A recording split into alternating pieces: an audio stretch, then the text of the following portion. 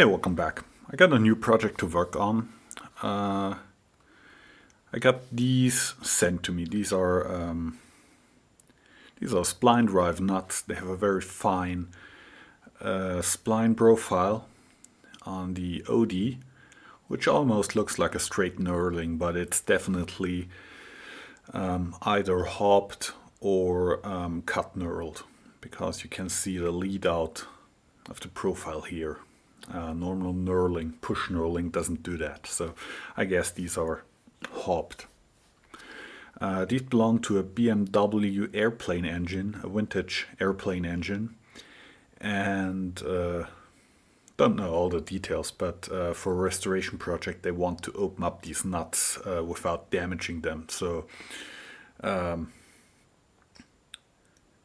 wise grips are out of the game, of course. So we're going to make a bunch of sockets for these.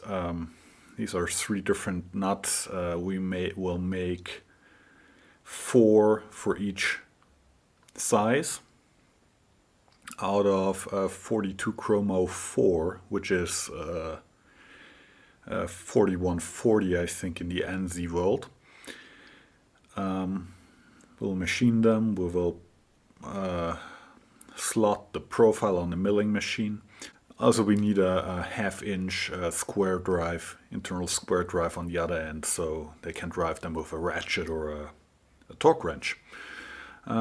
First thing that we have to do is to figure out the shape of this profile.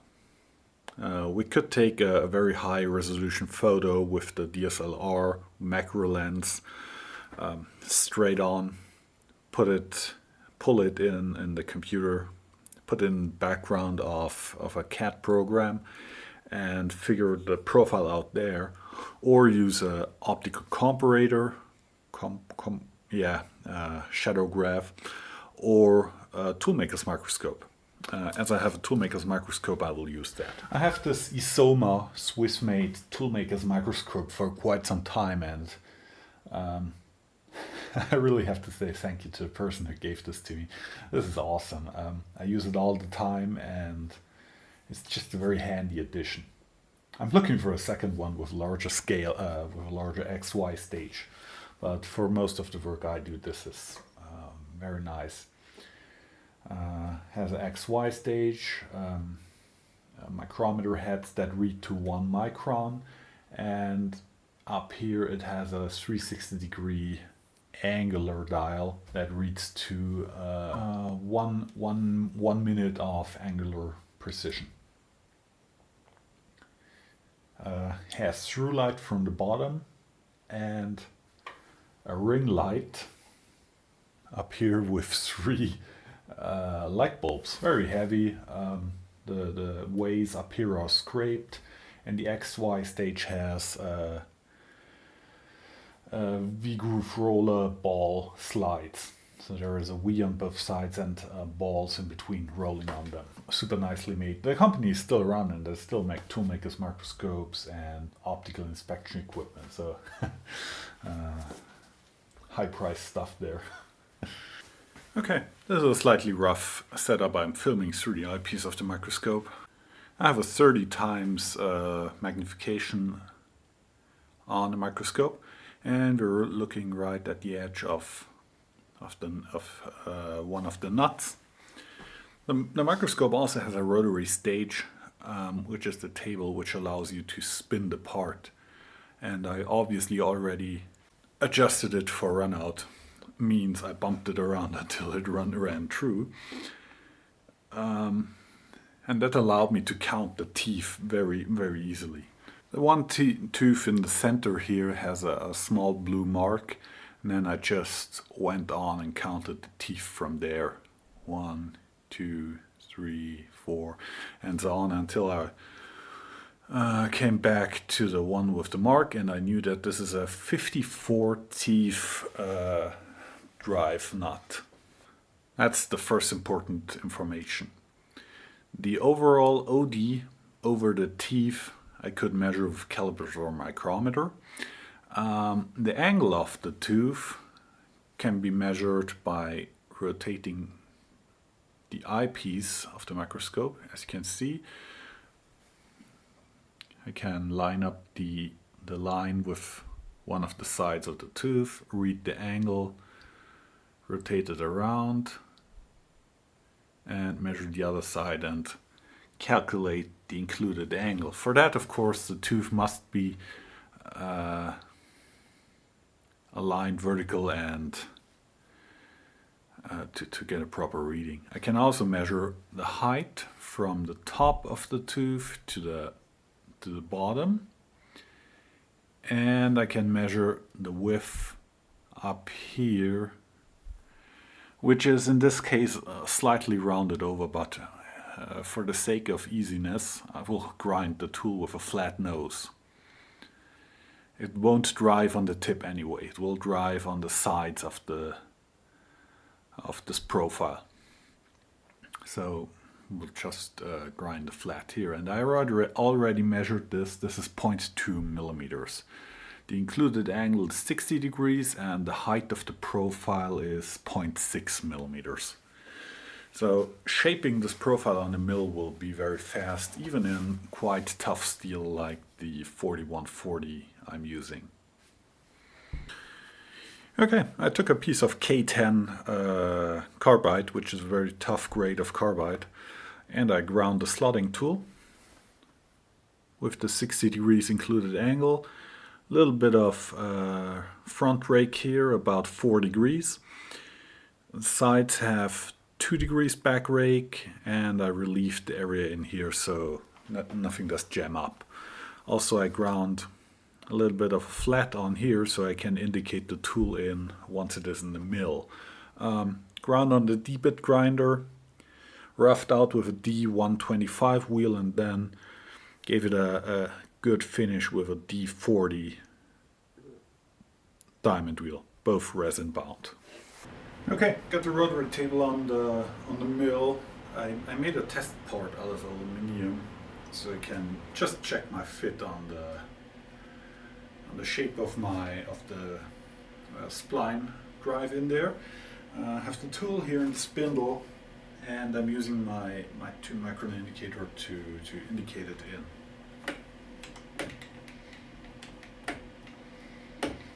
On the flat I ground previously. And this is pretty much 0-0 side to side, except when I run the indicator off the part. I already centered my rotary table, so I can crank this back to 0 according to the DRO. Now a tool is centered to the rotary table, or the axis of the mill is centered to the part here.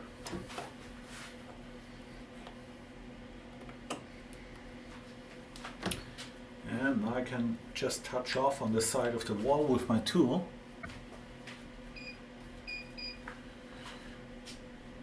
And we're good to go.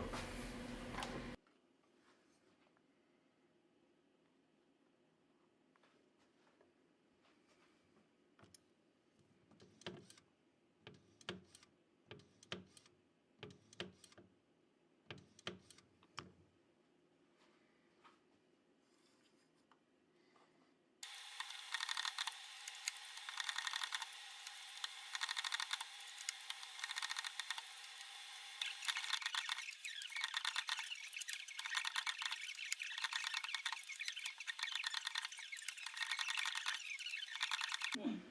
To the bingo sheet. Oh, did we? No, I didn't. And then you know, silos, you can tick that one off if it's on there. Yeah. You know, yes, it is silo based because that actually works. Yeah, yeah, I mean, yeah, and if you do it well, people will come back, right? I mean, what? At the interface. You saw me slotting the internal contour on this piece here, this test piece, and if I wasn't incompetent enough to mess up my divisions by counting wrong, this probably would have been a viable test piece, but somehow I missed one turn on the crank of the rotary table and completely butchered up the splines in there. So this one is out. Then I made a second test piece out of the remaining material, which wasn't very much. And this fits, but it's too loose. The flat on top of the tool here was too wide.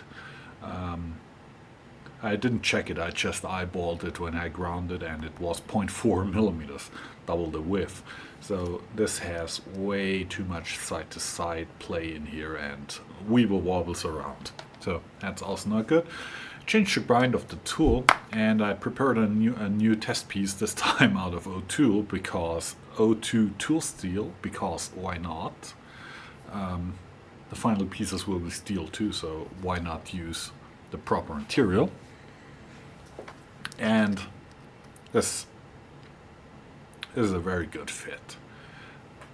The problem when you take apart old equipment is, of course, this nut in its position where it's mounted will be not in pristine conditions. It will be mangled up, it will be dirty. Somebody with vice grips or large pliers will have gone at it, and they will have to force these nuts on there with a hammer, probably. So these will, the final nut, not the test piece, will be hardened and tempered. The material is 4140, or as it's called here, 42 chromoly 2. 42 chromo 4, sorry. And I just ordered a stick of the material, so I have proper material and not some unobtainium out of my scrap bin. And that's what you get when you order steel from a proper dealer. Not only the steel, but also the security that the steel you order is the steel you get, which is very important when you do parts that involve a lot of steps, machining, and heat treat. And in the end it doesn't get hard, or it explodes, or catches fire or something like that. You don't want that. You want to be on the safe side when you make complicated or expensive parts. So in this case it's definitely the same decision to buy material that I know that is what it is. It's 17225 plus QT. This is the material number, the ISO material number, plus QT means commercial heat treat. This is already heat treated to something like 30 Rockwell C, more for toughness than for hardness. And here is the old designation that's not really used anymore, 42 chromo 4, and the dimension 25 millimeter by 1 meter, probably 25 by 1000 millimeters. And these are the people I'm dealing with. This is Abrams Premium Steel. Well, I finished the first 8 of these nuts or drivers, and I went for a relatively loose fit because most of these nuts will be quite damaged. So probably these have to be forced on with a hammer when taking apart an engine. So I went for a relatively loose fit, but still with the high number of teeth and engagement, this is still terribly over-constrained. So should work out. Same for this style of nut. Very good fit. What I also did, I milled the 1/2 inch drive on the other side with a 3mm carbide end mill in. I left the corners with the radius. I don't have a 1/2 inch ratchet or driver, so I had to order a 1/2 inch extension to see if this works out. Still waiting for that. If the corner radius is too large, I will have to broach the corners out. Shouldn't take very long. But all this broaching and all this indexing, cranking the rotary table gets quite odd over time. So over the holidays, I took a stepper motor, made an adapter that goes onto my rotary table. It just replaces the indexing disc and the sector arms and the index pin without any modifications to the rotary table. You just undo this one screw here, and then you can pull the whole assembly up and put the hand crank or the indexing disc back on if you want. Stepper motor, of course, needs to be driven by a stepper driver, and the stepper driver needs to be driven by some logic. And this is what I came up with. This is a 48 volt 5 amp power supply. This is a Meanwell clone. This is a lead shine clone stepper driver, also 5 amps. This is an Arduino, a microcontroller board that's very easy to program and very easy to interface. I hooked it, I put it all on a piece of Very board and used wire wrapped wire to do all the connections. I also had a display in my collection of parts, a rotary encoder, and a few buttons. This is power supply here, but also this is used to program it to modify the program. But in general, this allows you to do divisions. It's like an indexing plate, an adjustable electronic indexing plate. With this rotary encoder down here, you set your number of divisions starting from 0 all the way up to a lot. Right now I need 50. Then you just hit the button.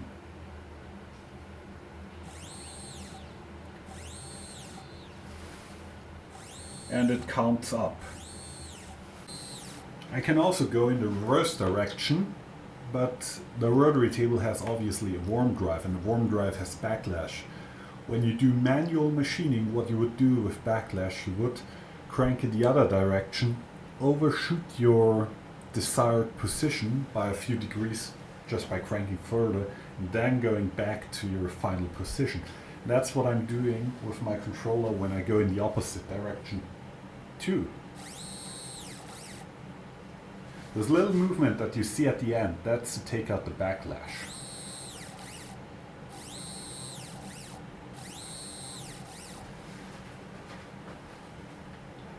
I designed this only for dividing work, not for milling, not for rotary milling, not for stuff like that, only for dividing.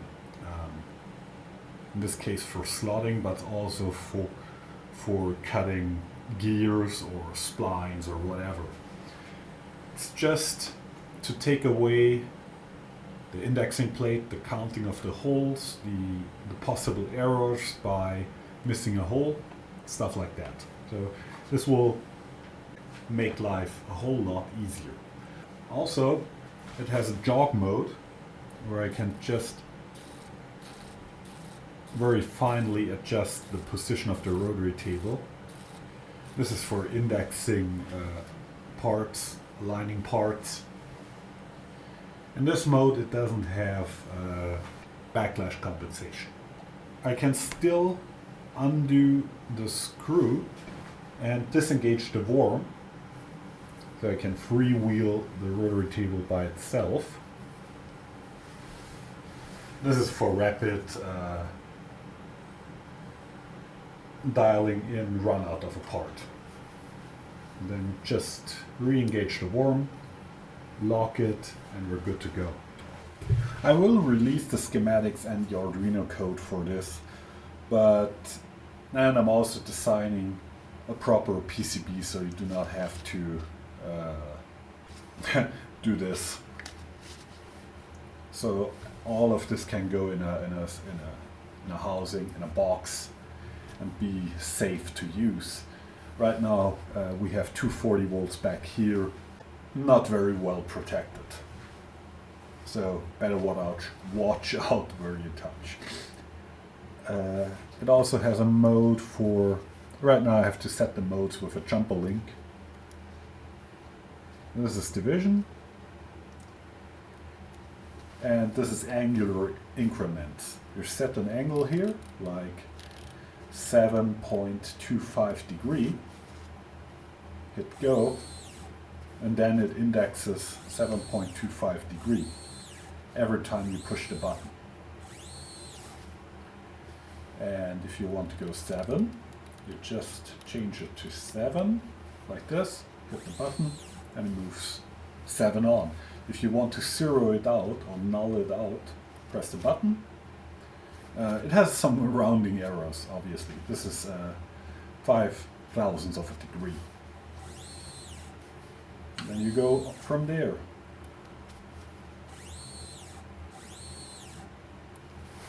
Yeah, that's all these three options. Angular increment, index plate mode, and jog. Also, I wanted a better way to lock the spindle of my mill against rotation, so I designed a part in CAD and 3D printed a prototype. This is what I came up with. It has 3-point contact up here on this large diameter on the quill.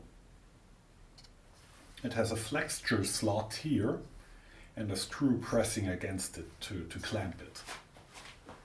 And it has a smaller diameter also with 3-point contact down here with a screw pressing in from the outside, again with a flexure slot, so it can actually clamp. And I designed it that way so it can be 3D printed in one go without supports. In here, this relief is just to keep the material consumption quite low and also decrease the print time. Still at 50% infill with 3 perimeter shells, 3 top and bottom layers. This took about 8 hours to print. But it printed without me, just ran along. So that's quite nice. And the way this works, this goes over the quill up here, just like this. Then we look for the right key. We lock it up here just by tightening the screw. It's locked. We can still kind of spin the spindle. It has a lot of drag now. This is ideal to align the tool. Run an indicator along it and finally adjust its orientation. Then we tighten down the second screw down here, which then locks the spindle against rotation. It's quite a handy piece.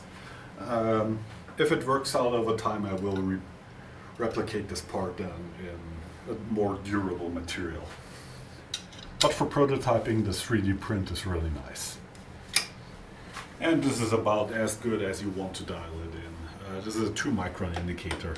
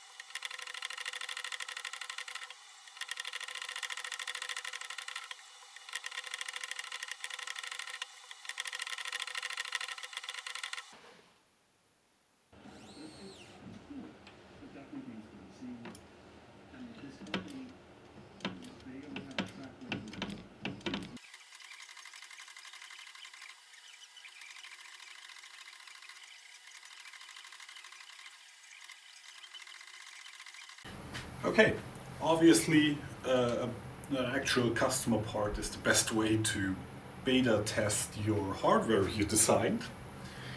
That makes sure that you take care in bug fixing before using it. This is a 52 spline drive nut, and obviously got a very decent fit. Goes in very nice, but has very little, has basically no noticeable rotational play. So this is very nice. So this worked out great. One done, 3 to go. The electronic indexing plate works great. I'm very happy that it works that well. Okay, got all the driving sockets done. Shaping the last 4 with the electronic index was really a joy. Works very fast, very reliable. You do not have to keep tracks of your turns on the hand crank, and it's just more reliable and more safe. So that worked out well, and they fit very good, fit really nice. Done with indexing all parts. Time to take off the stepper motor. As this is still obviously a prototype, I'm not going to leave this set up. Removing the motor is simple as opening this one screw here. Open it, pull it off. As you can see, this mounting block is slit all the way through, 45 degree like this. Then just cut with a slitting saw this way. And in there you can see the coupling that couples to the stepper motor, to the rotary table. We have 2 flats on here. These are already there. And the coupling in there is just a piece of round stock with a slot through it. And this slips over those 2 flats. It has some backlash, but it doesn't matter because I'm going always the same direction, even if I step back 1 increment. That's why I have the backlash compensation. And as I said before, the setup is not suitable for milling. The stepper motor is not powerful enough. There is way too much friction loss in the worm drive to get any reasonable torque out of the rotary table for milling. I would have to use a more powerful stepper motor or use a belt to gear the motor down in speed via a belt drive. But as I intend to use this only for indexing, probably with the table locked once it's in position, I'm fine. I could add automatically an automatic lock or a brake to the rotary table. Code-wise, that's not a problem. That's just a few lines of code that undo the brake before moving the stepper and resetting the brake once the motor has stopped. But I do not want to have anything hanging off the rotary table, so I will probably just use the manual locks.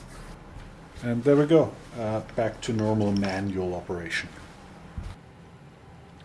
I will harden them and throw them in the tumbler just to give them a good finish all over. Slightly break the chamfer, the edges of the chamfers, and then they're done. Hardening has to wait a little bit because it's really cold outside, and I'm not too keen on oil hardening in the shop. I have done that before and it's not the best idea. Yes, I will do separate video and description and whatnot on the electronic indexer, and I will release the code and the schematic and whatnot. And if I get around to do a PCB layout, I will release that too. It's all open source. So, hope you enjoyed making these drivers, these spline drive nuts, or spline drive sockets. Thank you all for watching and see you next time.